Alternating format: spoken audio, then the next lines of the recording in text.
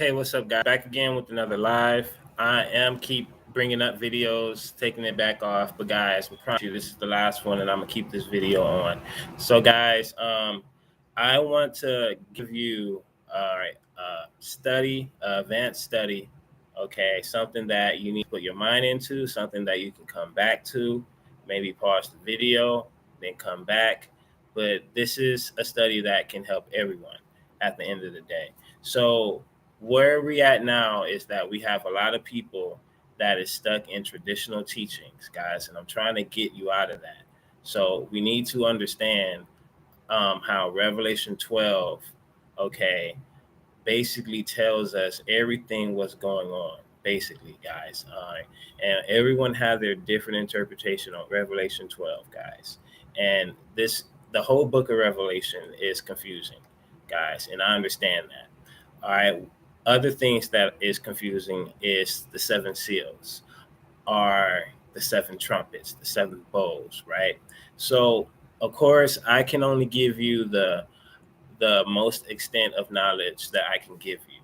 Unfortunately, I cannot go on to every other detail. And that is how the way it should be for a lot of other people, but they believe that they can tell you completely everything about the Bible. And guys, I want to let you know it is impossible. This is why we need a body of Christ to complete us. This is why we have other teachers, and things like that. This is why things are versatile. But guys, all right, I do believe that people reach out a little bit too far to where they stumble. Guys, they need to stay in their lane with their teachings, where they're at, what they can understand. Because, quite frankly, for instance, I can tell you all about this prophecy stuff that I can tell you, but you're not going to hear me too much talk about the Antichrist. Why? Because my knowledge there is not where I can teach it to, right? Are the two witnesses, right? Because my knowledge is there is something, I cannot teach to others because I really don't even know where to start besides finding the precept of the two olive trees, the two anointed ones. So after that, I don't came. So that's my thing. So if you believe that just because you see a glimpse of something in the book of Revelation, that is just supposed to be a plain interpretation when it's not. The whole book of Revelation is references, as I explained in other videos. So you need to find these references through different books of the Bible, guys. So I have talked about Revelation 12 numerous times on this channel. I talked about the 144,000 numerous times on this channel. I talked about the great multitude, Ephraim, numerous times on this channel. So there's not too much stuff on this channel that I'm bringing up now that I didn't talk about. But I understand that a lot of people still come to my channel looking for eras, and then when they find one, they figure out it's not an era, but they're going to stick to what they believe, so they're going to ignore precepts, guys. So think about it, guys. All right, in Hebrews, I think Hebrew chapter 1, guys, referring to the authorities of angels and how angels are, one of those references was, I believe, to Psalms 145, right? About the your throne, God, right? So how can you say that we cannot use precepts when the apostles, Jesus himself, brought up scriptures from old? So we can compare scripture from the Old Testament to New Testament, but when we get to the book of Revelation, it's supposed to be different. How? Matter of fact, it should be more that way, right? So understand, guys, that yes, studying the Bible, especially if you choose to go into the book of Revelation, guys, it's a hard study. Okay, it's a very hard study to all right, bring out the imagery, keeping up with it. All right, guys, is keeping up with the details is really the most important thing about the book of Revelation. But we're gonna get into it, guys. So, guys, what I want to start you off is Matthew 24, right? Yeah.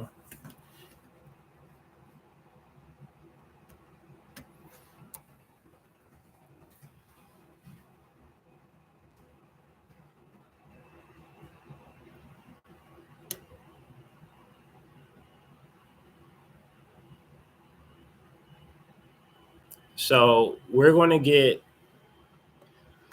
what's going on. So, if we go to Matthew 24, verse, all right, we want to start at 26. If so, anyone tells you, there he is out in the wilderness, don't go out there. Or he is here in the inner rooms, do not believe it. For as lightning that comes from the east is visible even in the west, so will be the coming of the Son of Man. Wherever there is a carcass, there the vultures will gather. Right. So I'm gonna go to the events in that in a little bit. Immediately after the distress of those days, the sun will be darkened. The moon will not give her light. The stars will fall from the sky, and the heavenly bodies will be shaken. Then will appear the sign of the Son of Man in heaven, and all other people of the earth will mourn when they see the Son of Man coming on the clouds of heaven with power and great glory. And he will send his angels with a loud trumpet call, and they will gather his elect from the four winds, from one end of the heavens to the other. Now, as learn this lesson from the fig tree, as soon as this fig gets tender, its leaves come out. You know that summer is near. Even so, when you see all these things, you know that it is near, right at the door. Truly, I tell you, this generation will not pass away until all these things have happened. Heaven and earth will pass away, but my words will never pass away. So, we're going to go to Revelation 6.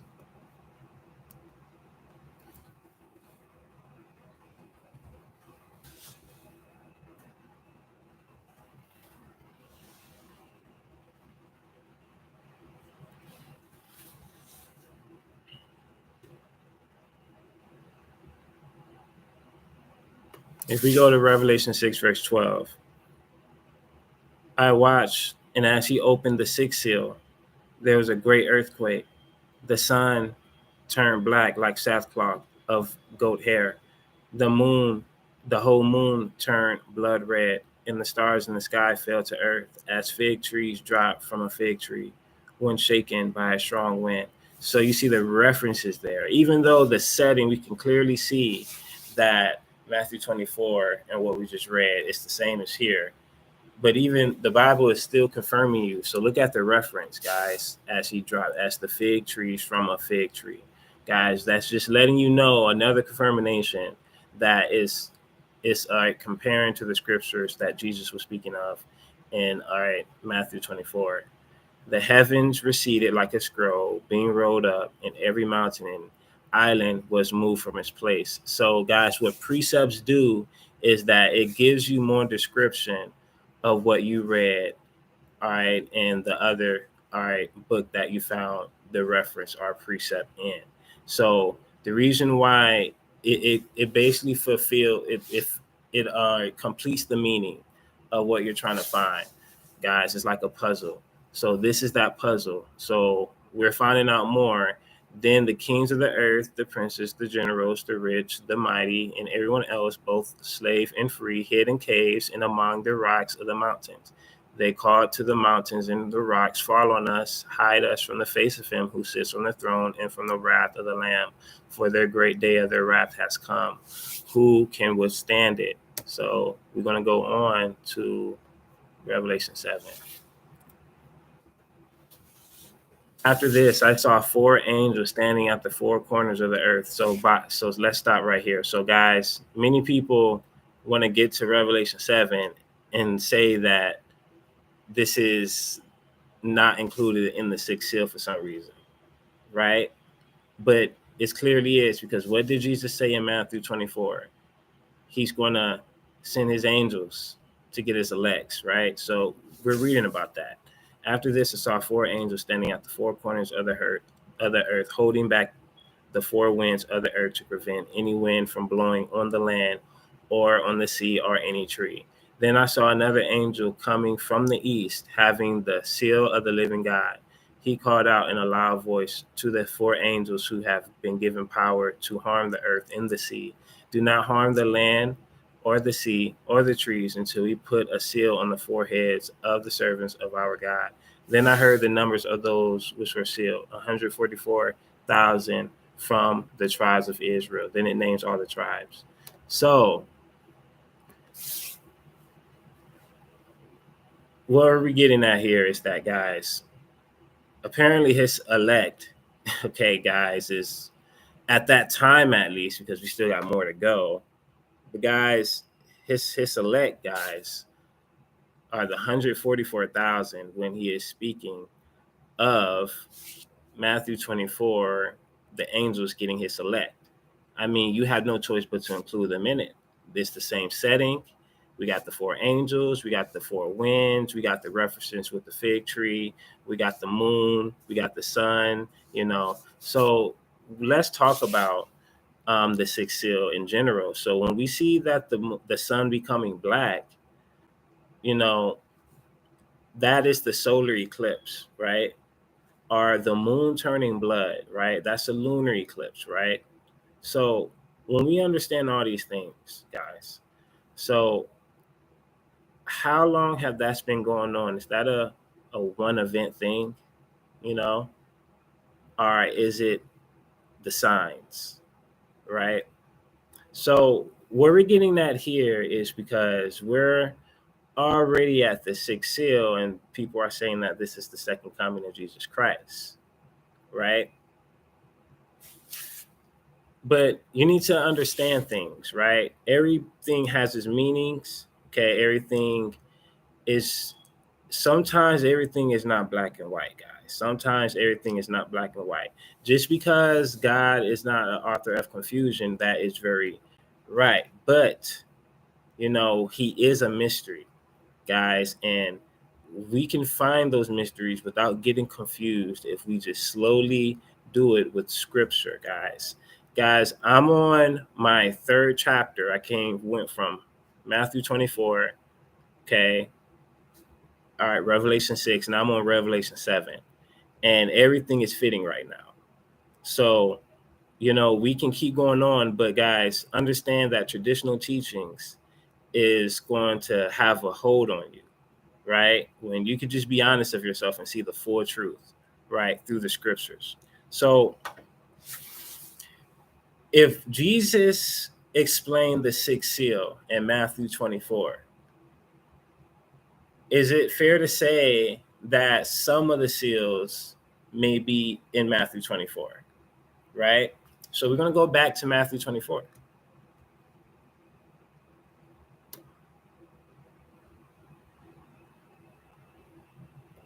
So guys, if we start off from verse 3 in Matthew 24.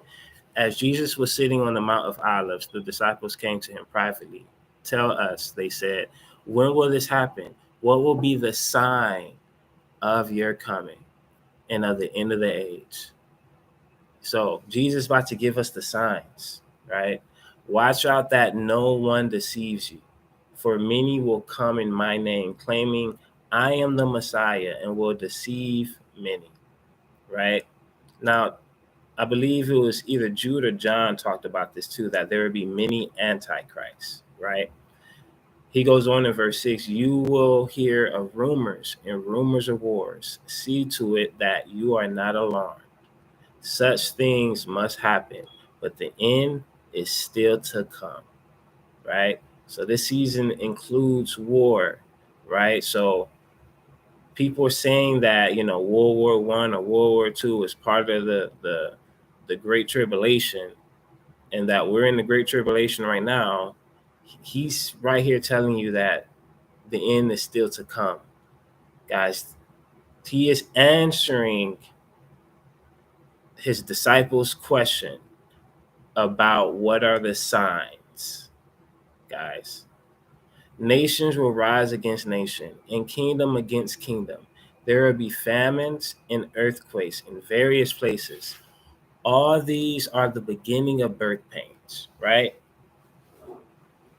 Then you will be handed over to be prosecuted and put to death, and you will be hated by all nations because of me.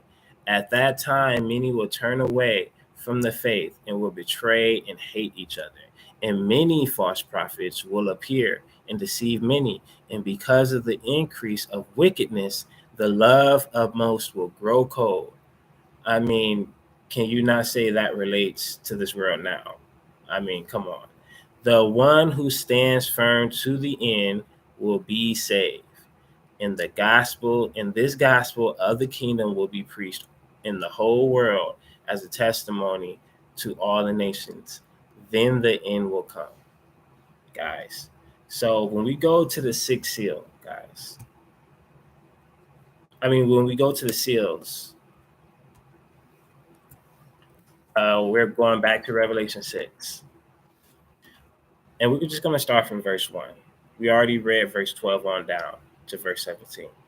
I watched as the Lamb opened the first of the seven seals. Then I heard one of the four living creatures say in a voice like thunder, "Come." I looked, and there before me was a white horse. Its riders held a bow, and he was given crown, and he rode as a conqueror bent on conquest.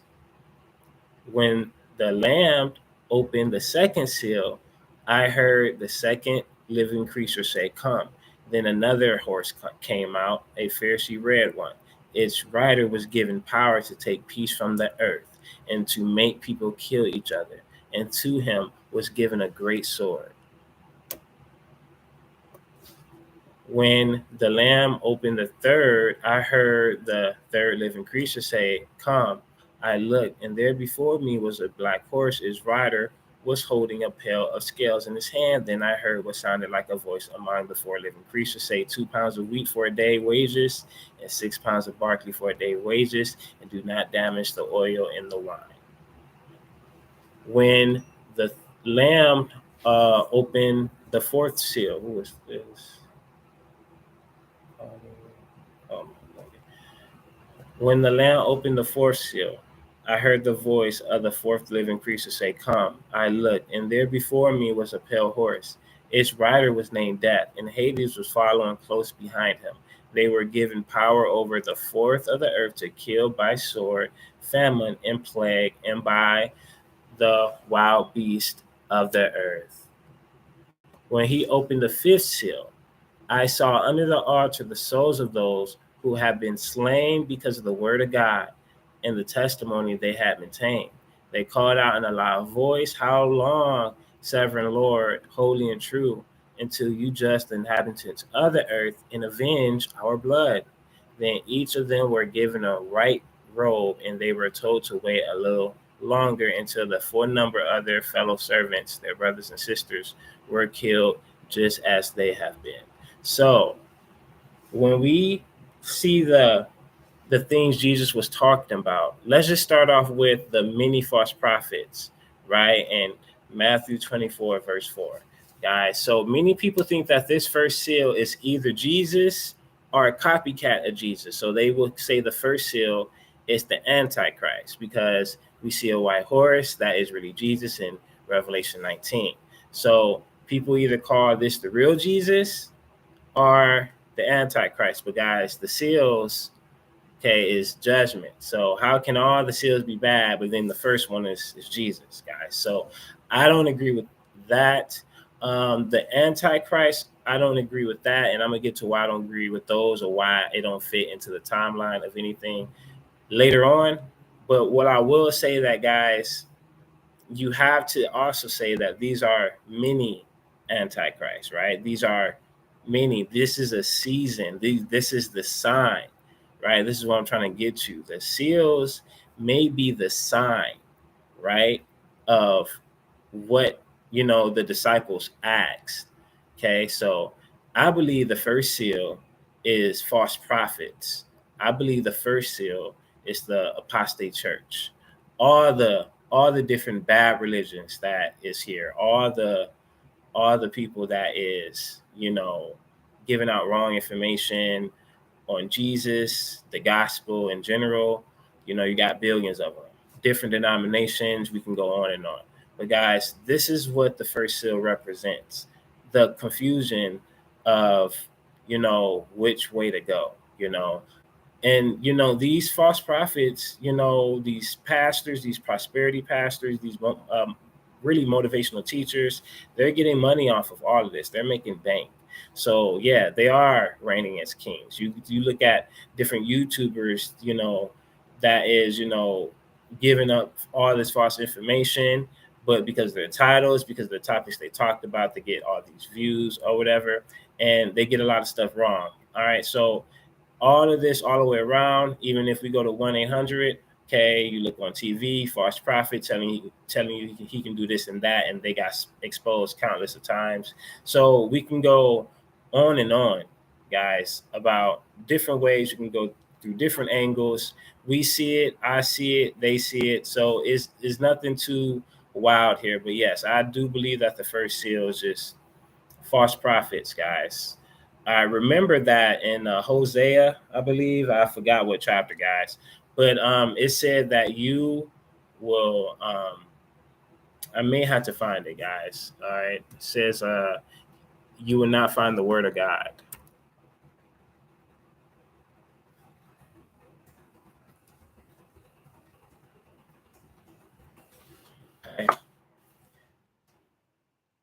Okay, so if you go to at most 8, what verse is that?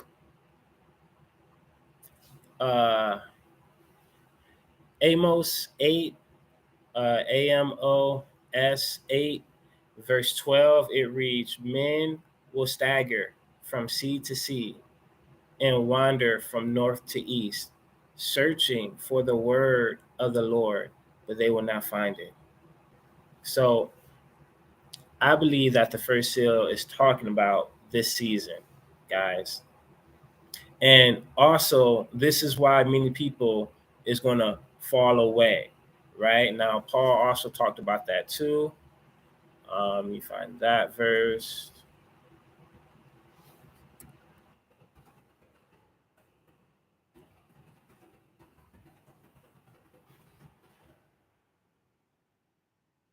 So if we go to 2 Thessalonians chapter 2,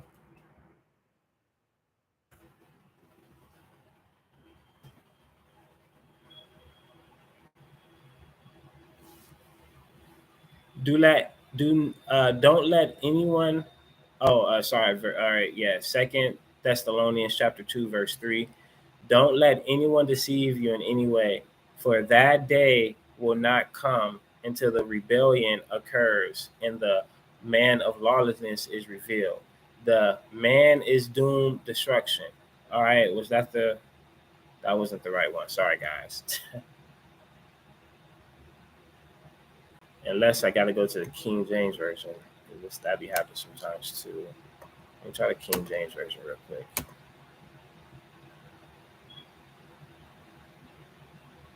Okay, yeah, this is. I don't know why the King. I mean, I don't know why other translations make it so simple. But this is what I was talking about, guys. Let no man deceive you by any means, for that day shall not come, except there come a falling away first, guys, and the man of sin be revealed, the son of perdition, guys. So, guys, there's going to be a falling away first, guys. Understand this. There's going to be a falling away. So that's why I believe this represent the first seal. But also, it goes into the order because the other seals clearly represents what else he was talking about, guys. So remember, he said there will be wars and rumors of wars, guys. Wars and rumors of wars. Does that not sound like the second seal? Take peace from the earth, make people kill each other. To him was given a large sword. Does not that not sound like the second seal?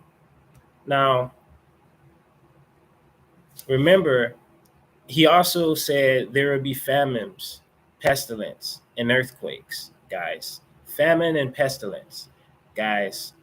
Sometimes this means drought, diseases, and also poverty, guys. So, with those descriptions, how can you not say he didn't talk about the third seal, right? You cannot say he didn't talk about it. The only argument you can use is, well, he wasn't specifically talking about the third seal. Well, guys, it's in here, guys.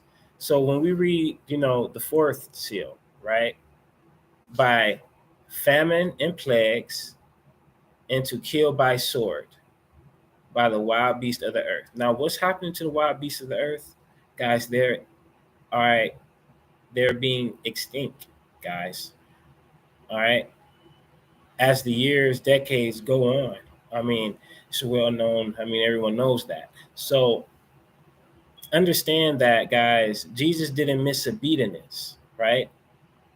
Everything he talked about in Matthew 24, especially from verse 4 through 9, guys. And guys, what else he didn't leave out, guys? What do we read about the fifth seal, guys, about the martyrs? And where do we go in Matthew 24, verse 9, guys? Verse 9. So this is what I'm trying to tell you, that, guys, this is how you read the Bible. This is how you fit everything, guys. So, guys, the seals, okay, is representing the seasons, guys. It's representing the signs, guys. It's not the great tribulation, guys. The seals are not the great tribulation. It's very important for you to know this, because we're living in this time right now, guys, and you need to get through these seals, guys.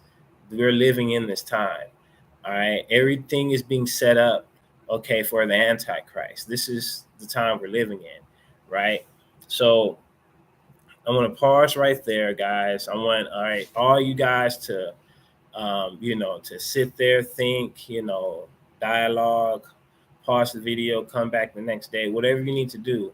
All right, I want this to be a pause period for you right then, because now I'm about to go on to Revelation 12, guys. Okay, Revelation 12. So if there's anything that you feel like I didn't explain much of that you was hoping to see, all right, forgive me, guys, but I explained this in multiple videos. Not saying I need the views, not saying I want to get any views. These are just for the lucky people who come across sound doctrine. That's all I'm doing on certain topics. This is all I'm here for. So, guys, I hope everything is fine as of right now, because now we're about to dive deeper and we're about to go into Revelation 12, guys. Okay. So, well, I keep getting my Bible to habits, but let me go to Revelation 12. So let me see where I'm at. So, okay, I'm 20 minutes in, 28 minutes in.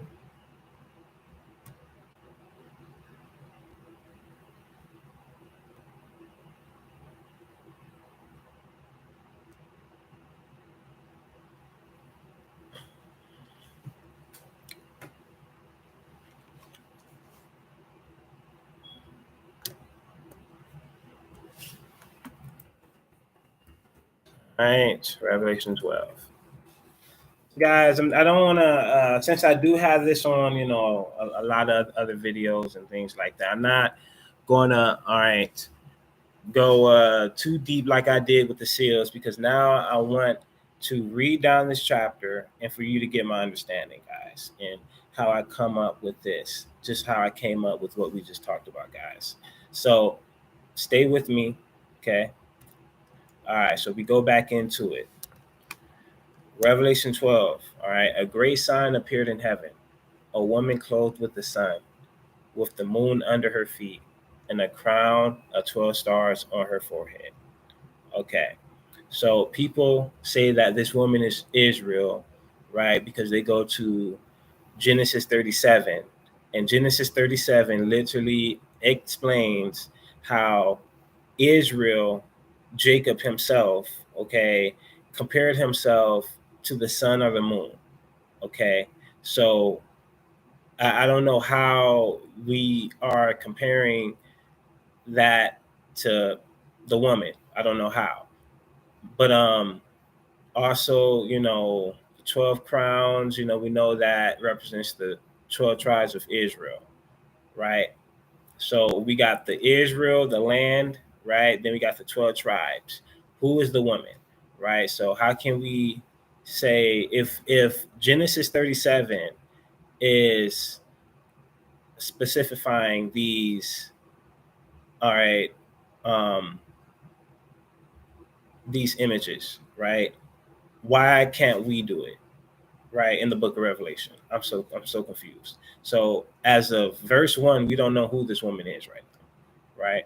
She was pregnant and cried out in pain as she was about to give birth, right? So understand that she's about to give birth, right? Now, what did Jesus say in Matthew 24? What did Jesus say in Matthew 24? After he basically explained the first four seals, all right, what did he say in Matthew 24, verse 8? These are the beginning of birth pains, right? References, right? So I am saying that the birth pains are the seals because the birth pain, he was explaining the seasons, right? So when we look at the seals, what do we see that matches one of the seals, guys? The sun, moon, right? And we see stars, but we about to get into this. We about to get more into the details of the stars in a minute. But right now we see the sun, moon, right, and then the birth is happening, guys. So follow me here. Then another sign appeared in heaven: an enormous red dragon with 7 heads and 10 horns and 7 crowns on his head. Its tail swept a third of the stars out of the sky and flooded them to the earth. Right? So, what is that? That is falling stars, guys. That is falling stars in the sixth seal. So, we got the sun, right? We got the moon, right? Now, the enormous red dragon may have something to do with that moon turning red in the sixth seal, but that's all speculation. But with those on top, we still got the falling stars, right? So now we're seeing what setting Revelation 12 is talking about, and it's giving us a description of what's going on in that time, right? The dragon stood in front of the woman who was about to give birth so that it might devour her child the moment he was born, right? So she gave birth to a male child, to a man child, who will rule all the nations with a rod, with a rod of iron or iron scepter, right? So, guys, now I've done this many times before. I don't know why it's a big deal, but guys, need to look for terms, guys. Now, what is this referencing, guys? Now, if you look up the man child, guys, you can go to Isaiah 66, right? You can start from verse 7, go through verse 8, maybe. All right, so guys, the man child, it seems to be describing a nation born at once, guys. A nation born at once. That is what it seems to describe, guys. We know that the man child in Isaiah 66 is the same setting because this man child is currently being birthed. This man child is not any, it could have said the man child was in another setting. Maybe the man child is older. Who knows? But what we get right now from Isaiah 66 is that this is the same setting. It's explaining in Revelation 12. So if we know that that's the same setting, now we understand who birthed the man child. In Isaiah 66, it says Zion birthed the man child, right? So we now know the identity of the woman, right, by that precept, right? And we're at verse 5. We're not even talking about the woman, but by that precept, we're understanding that, guys, that woman Zion, right, is Jerusalem, guys. It's Jerusalem. Now, guys, now with the rule all nations with the rod of iron scepter, Jesus promised this to one of the churches in Revelation 2, verse 27, guys. But there's also another third confirmation of why this fits everything that's going on in the sixth seal.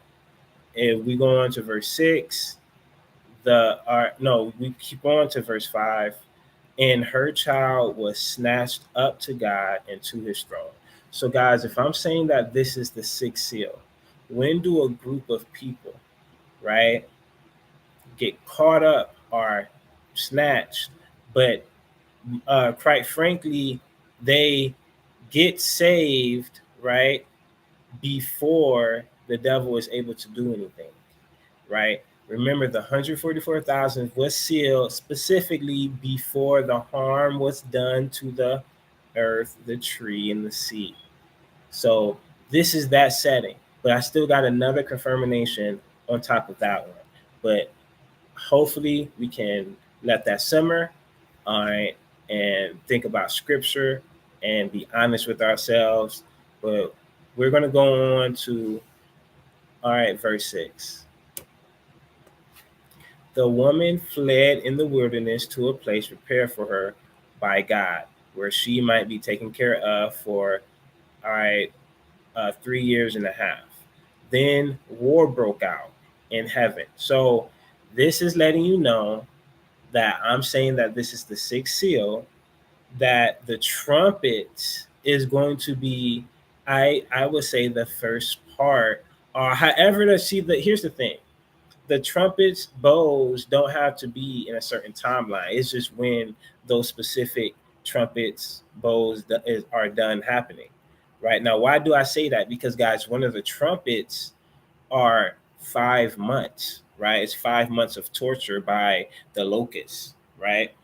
So are you saying every other trumpet is 5 months? No, right? It can't be, right? So if we're trying to fit it into this, so by 3.5, if I'm saying that this is the sixth seal, right? And then this would have to say that 3 years and 5 years starts from the seal. So, we know what comes after the seals is the trumpets.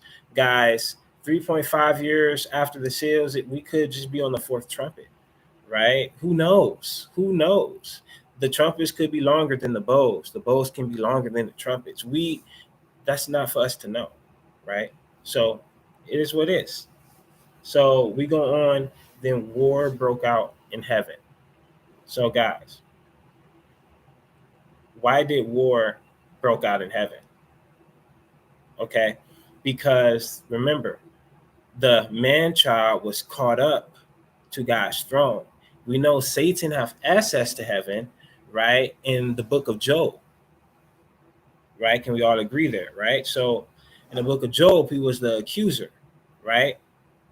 And this is how he was able to put Job on trial, right? And give this bad life to Job, right? Because he had access to heaven, because apparently Adam, by eating that apple, gave him this dominion, right?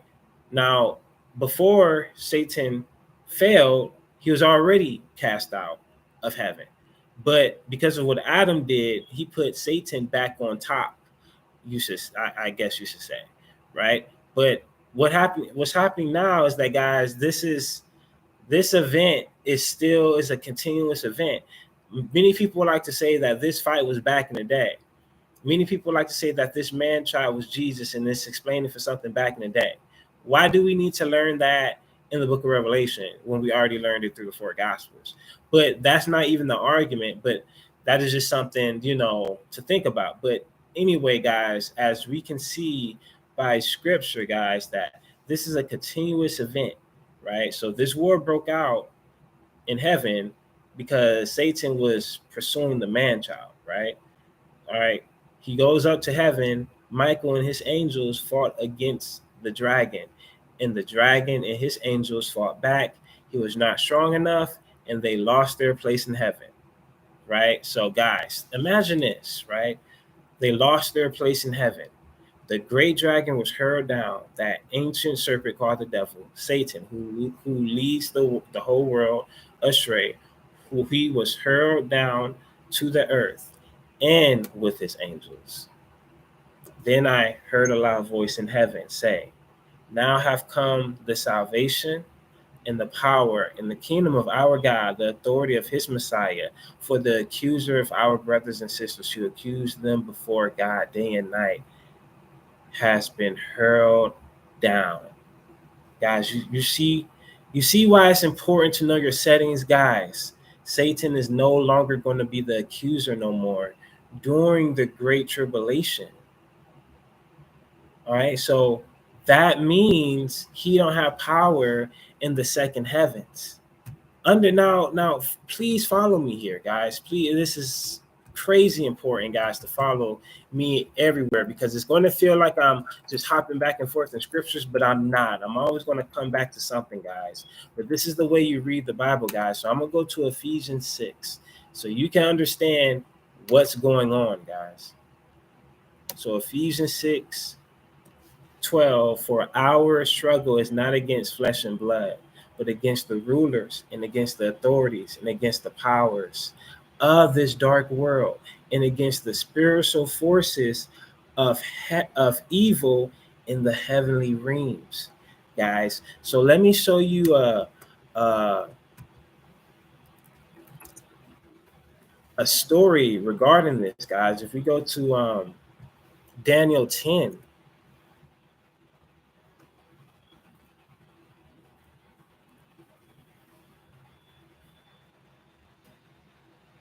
So, guys, if we go to Daniel 10, all right, verse 13, the prince of the Persian kingdom resisted me 21 days. Then Michael, one of the chief princes, came to help me because I was detained there with the king of Persia, right? And we go on a little bit. We're going to skip some verses. We go on to verse 20 of Daniel 10. So he said, do you know why I come to you? Soon I will return to fight against the prince of Persia. And when I go, the prince of Greece will come. But first, I will tell you what is written in the book of truth. No one supports me against them except Michael, your prince. Guys, that is Michael the archangel. And this is Gabriel talking. Guys, this is not earthly kings. Guys, the earthly kings is under these people. This is what the Bible is telling you, guys. So when we see what's going on in verse 10 of Revelation 12, we are understanding that, guys, he's no longer have access to none of that. Guys, all the kingdoms has now switched. Seats are now open. Seats of thrones in the heavenly realm are now open because they have been dethroned. Michael dethroned him, right? This is what Michael been doing in the spiritual war the whole time, battling in the second heavens. And now Satan was in pursuit of the man child. He had went along his boundaries, and Michael just took him down to earth, period. So, guys, we go on to verse 11 of Revelation 12. They trample over him by the blood of the Lamb and by the word of their testimony. They did not love their lives so much as to shrink from death, right? Therefore, rejoice, you heavens, you and you who dwell in them. But woe to the sea, woe to the earth and to the sea, because the devil has come down to you. He is filled with fury, and he knows that his time is short. So, guys, this is where you can agree that this is where the Antichrist manifests, right? When Satan has nowhere else to go, right? So this is what's going on. When the dragon saw that he had been hurled down to earth, he pursued the woman, Jerusalem, right? Because what does the Antichrist do? He's trying to reign on Jerusalem. So When the dragon saw that he had been hurled down to earth, he pursued Jerusalem, who have been given birth to the man child. Guys, so guys, we're still not really knowing who this group of people that I'm saying may be, but we're going to get to it in a few more verses. The woman was given 2 wings of a great eagle so that she might fly to the place prepared for her in the wilderness, where she will be taken care of for a times, and half a time, out of Satan's reach. And then his mouth, the serpent, swooped water like a river to overtake the woman and swept her away. The earth helped the woman by opening its mouth. The river that the dragon had swooped out his mouth. Then the dragon was arranged at the woman and went to wage war against the rest of her offsprings, those who keeps the commands and hold fast their testimony about Jesus. So, guys, I'm gonna go to the King James version, all right, because there is something I don't want you guys to miss here. So, if we read the last verse, the dragon was wroth with the woman and went to make war with the remnant of her seed, all right, which keep the commands of God. So, guys, the remnant of her seed, guys. Now, this woman here only birthed, she only had one birth. But what did Isaiah 66 tell you? Right? Okay. So Isaiah 66 told you, verse 7, verse 8, brought forth children, right? A nation born in one day, right? So we got the man child that Satan couldn't reach, right? We got Jerusalem, right? So he pursues, all right, this other remnant, right? So we're going to talk about this in Isaiah 66.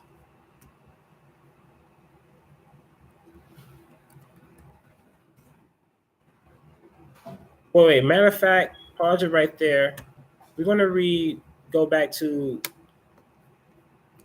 Revelation 7.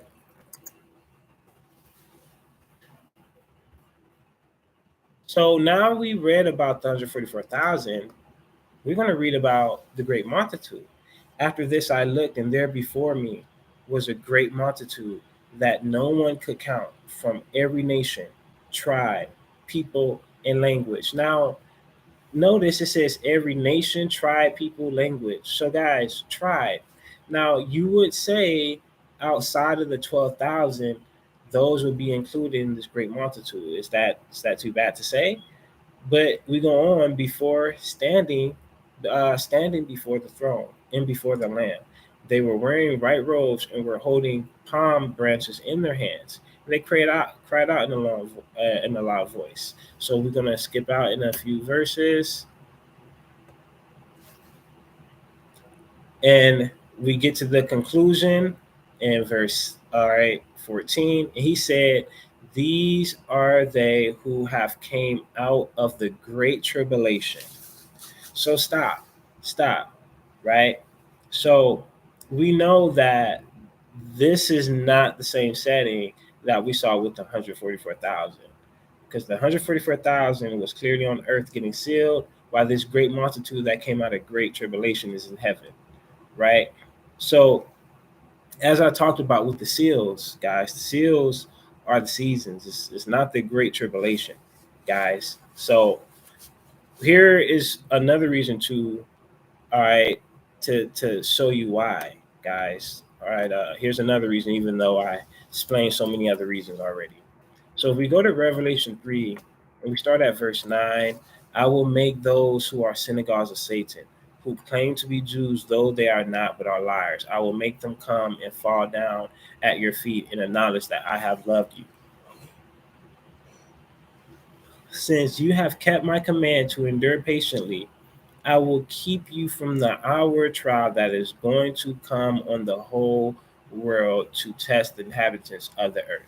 So, guys, stop, right? Stop, right? Notice that this church is the most perfect church out of all the 7 churches, right? They're getting a promise that this is referring to clearly Israel. Verse 9, talking about those who claim to be Jews, I will make them fall down and acknowledge you. So clearly, this has something to do with the 144,000 away, because, the 12 tribes of Israel in a way. And guys, verse 10, that fits the sixth seal, the 144,000 getting sealed, because from the hour of trial, we know the 144,000 was sealed before harm was done to the tree, sea, and the earth, right? So if we go on to verse 11, I am coming soon. Hold on to what you have so that no one will take your crown.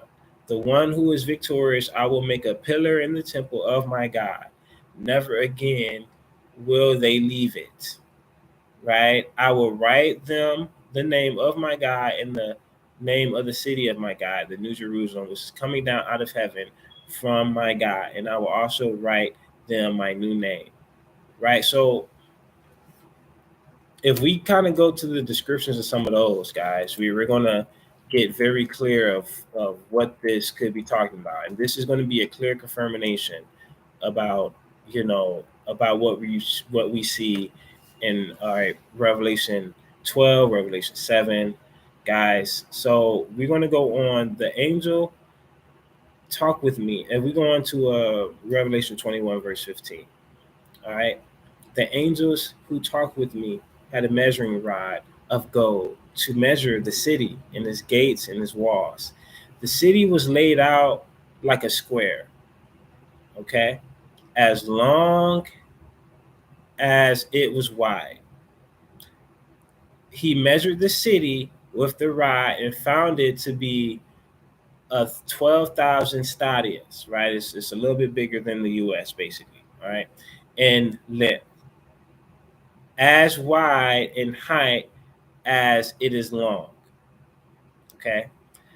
The angel measured the wall using human measurements. Guys, now remember pillars, right? Guys, what is this measurements, right? It was 144 cubits thick. Okay. The wall was made of jasper, and the city of pure gold, as pure as glass, right? So, it names basically about 12 pearls and things of that nature, guys. So you see the measurements, guys, you see the 144 cubes. So, guys, clearly, guys, the setting clearly fits, okay, the sixth seal, the 144,000 getting sealed when we talk about Revelation 3, 9 through 12, guys. All right, so we're getting somewhere here. So, guys, what does this all mean?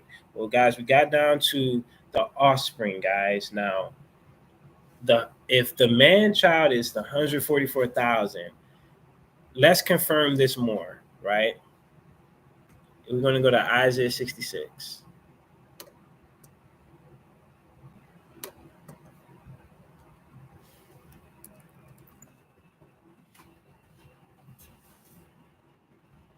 And this may be one of my last things. We'll see.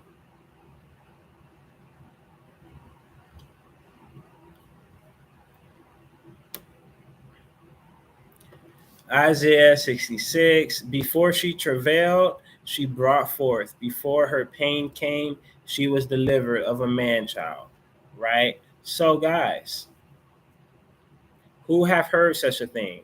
Who have seen such a thing? Shall the earth be made to bring forth in one day, or shall nation be born at once? For as soon as Zion traveled, she brought forth her children. Right? So in this verse, why would before she travailed, she brought forth, before her pain came, she was delivered of a man child, right? Because the devil, okay, was trying to get this man child as soon as it was born. So this would definitely be necessary, make it make sense in the setting that we seen in Revelation 12, right? So what I'm doing is comparing the children, right, that we see in verse 8. She brought forth her children. That is to me what we see in Revelation 12, verse 17, right? So catch me here. So if the man child, it comes before she travailed, she brought forth, right, before her pain came, right? So What am I calling the man child? I'm calling the man child, right? The 144,000, right? Because it fits the sixth seal, it fits the sealing before these certain things happen, right? So it fits all of that, right? The man child, as we see, is referencing a group of people, right? So we see that, right? Guys, the 144,000 are the first fruits, guys. So what does that mean? Well, guys, to put it as simple as I can, guys, as simple as I possibly can. Now I don't plant, all right, flowers and things like that. All right. I don't know how. But hopefully I'm not speaking too ignorant here. I hope that you can get an understanding of what I'm about to say about the first fruits. Don't judge me here. But guys, let's just say whatever you're planting, right, is in front of your face, right? You're planting something, right? And you're watching it grow day by day, right? So you come back the next day, those five are, coming up slowly but surely, right? You come back the third day, right? One already sprouted up perfectly in a perfect condition, right? The other ones are still growing, but there's one that is already complete. Now you be having those glitches sometimes when you're planning something, right? Whatever it is, I don't know if it's specific type, but I know I've seen it before. So, but one for some reason comes up perfectly, right?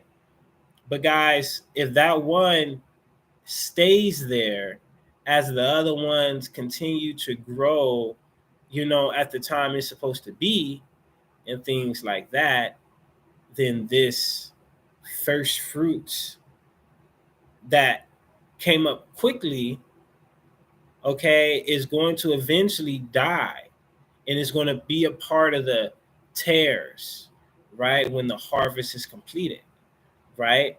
So we're going to take this out, right? And then we're going to give that to the priest, right? So we're going to take these first fruits out before the harvest is complete. So when the harvest is complete, these are already set to the side. So guys, this is the man child. Guys, the man child is essentially the first fruits, guys. This is why you see it like that, right? This is why you see the man child, right? So I hope all this, brings you an understanding that, guys. So, all right, just a little bit more confirmation. I'm pretty much done here, but I just don't want no one to get more confused. So, guys, let's read Revelation 14.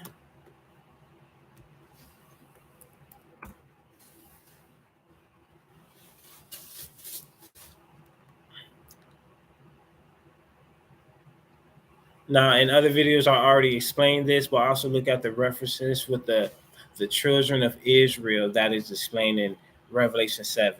Then you got the man child. And then you see in Revelation 4, verse 4, or verse 4? Verse 5, it talks about they did not defile themselves with women, for they remain virgins and things like that. So if you take that literal, it wouldn't make sense because you cannot defile yourself with your wife, right? So if you take that literal, it wouldn't make sense. But this is just the symbolic reference to the children of Israel, right?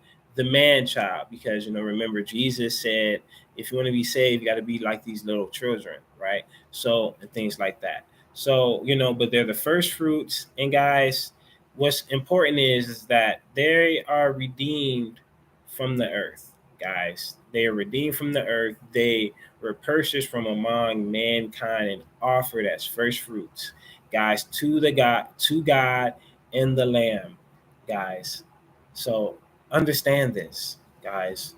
So during this time that this happened, okay, I saw another angel flying in midair. He had the eternal gospel to proclaim to those who live on the earth, to every nation, tribe, language, and people. He said in a loud voice, fear God and give him glory, because the hour of his judgment has come. Worship him who made the heavens, the earth, and the sea, and the trees. Now, What is this comparing to? Right? What is this message comparing to? Remember in Matthew 24, right? All the gospels had to go preach on to the nations, guys. So this is what you're seeing right here. Then we go into the second. Fallen is Babylon the Great, which made all the nations drunk with the maddy wine of her adultery, right? So we know that America is going to get destroyed a little bit after that, guys. Okay, so that's going to be the next thing we need to look out for. The next thing after America gets destroyed, a third angel followed them and said, if anyone worship the beast in its image and receive its marks on their forehead or on their hands, they too will drink the wine of God's fury, which hath been poured for strength into the cup of his wrath. They will be tormented with burning sulfur in the presence of the holy angels of the Lamb. The smoke of their torment will rise forever and ever. There will be no rest day or night for those who worship the beast in his image. For anyone who worships the mark of his name, this calls for patient endurance of the part of the people of God who keeps his commands and remain faithfulness to Jesus, guys. So this is what this chapter is saying, guys. After the 144,000, everybody else got to get into this great tribulation, guys. This is what it's very important. This is what I'm trying to tell you. There's no way out of this, guys. Yes, I know I brought you into a box that you can't get out of, guys. This is basically a trap. This was a trap for you because I need you to understand that, guys, you about to go through all of this, guys. If you're not the 144,000, which most likely not, I don't think I am. So I'm just letting you know what's going on, guys. Okay, don't kill the messenger, guys. Don't kill the messenger, guys. So, you know, if we look at America, you know, after it gets destroyed, then the mark of the beast will come. We'll understand that, guys, the destruction of America, okay, even though the US dollar is already dying anyway, the US dollar will be out the window, right? So it would need for a new set of currency. And we know that if America goes, the Communist Party power is going to grow. And I would say out of all the parties, this would be the one to, you know, push their authority into, you know, currencies of something like the mark of the beast. Remember, China already have cameras that all it needs is your face and it can identify everything about you. Russia has the same thing, right? Russia banned Bibles, right? China borderline want to kill you if you say if you see it, if you know they see a Bible. North Korea prosecutes Christians to this day, right? A lot of parts of Africa, Nigeria prosecutes Christians, and you know they are all cool with Russia. So if we look at that whole system over there, right, they're cool with Iran. You know, you add all of this up, guys, this is what you're seeing, guys. So when we look at places like Walmart, okay, building FEMA camps, I know it's a big conspiracy. Oh, yeah, I know. But building FEMA camps, guys, all right, when they complete with all of these Walmarts, guys, I believe this is when they're going to start wiping out the Christians, guys. So when we look at the fifth seal, these are all the martyrs that's been going on the last 2,000 years, guys. But this right here is inside the Great Tribulation, guys. I believe that the mark of the beast is within the trumpets, guys. I believe that the first angel is when everything ends. That is the last little second, basically the seventh seal. I believe that the second angel may be talking about right before the Great Tribulation starts, or I could be talking about the very first trumpet. And the third angel is essentially talking about what's going on in the trumpets, because we know before the bowls, right? In Revelation 15, verse 2, that those who have victories over the mark of the beast are already in heaven, right? So we know that we're not going to go through the bowls. But guys, we're going to go through the trumpets. Guys, remember that the locusts are going to those who are not sealed.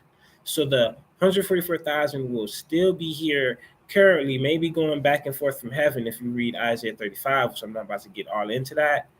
But I believe the 144,000 will be gaining the harvest, right, through these times, right? So I hope all this makes sense. Of course, it's going to be hard. But like I said, this is a very advanced study. I mean, we probably went through over like 10 scriptures hardcore, not just reading verses. We probably went through like 10 chapters and things like that. So I hope this helps. Peace out.